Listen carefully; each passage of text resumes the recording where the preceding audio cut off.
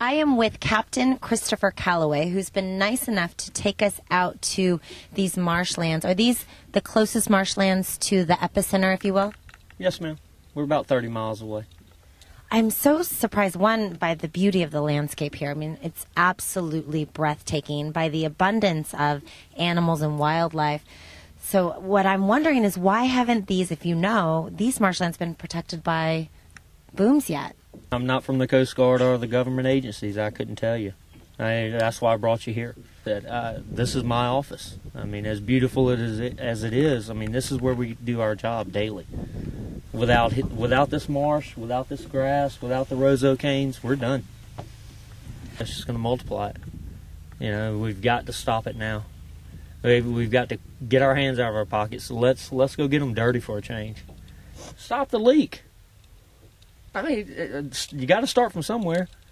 I mean, you can't build the roof before you build the damn walls of the house. Stop the leak. Get your butt in gear and go stop that leak, so that then we can worry about the containment. Then we can worry about the cleanup. But you got to stop the leak, because it doesn't matter if they put out 10 million miles of dang boom. Nothing's going to be effective if you can't stop the leak. Well, Captain Christopher is still fishing in these areas, and he brought me out here to, one, see the vast beauty, but also we wanted to see if there was any sightings of oil, and so far there hasn't been. So I think it's pretty safe to say that you could still be ordering fish and keeping up that livelihood, and we'll just hope and pray that it stays out of this area, they stop the leak, and get this containment under control. But one of the biggest issues for you is you have a 10-year-old son who enjoys this area immensely, and it seems like a lot of the locals are worried about being able to share this with future generations.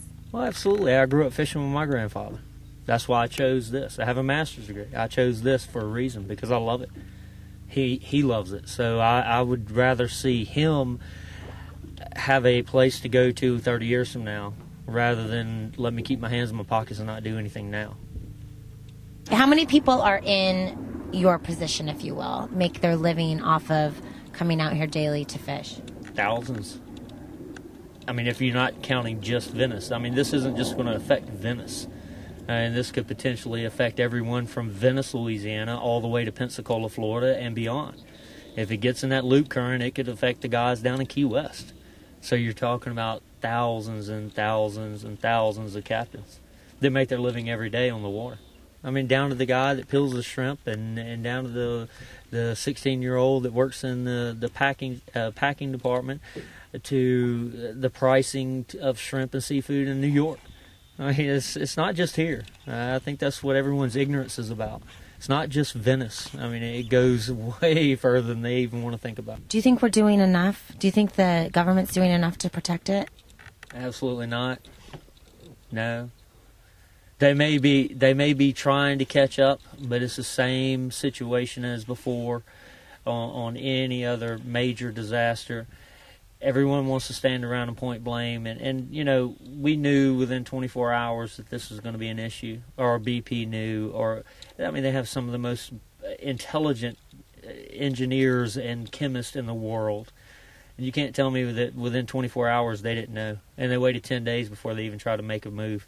Well, this is the East Side Marshland, which, again, I haven't seen such a beautiful landscape ever. So thank you for sharing your office with us today. Very welcome.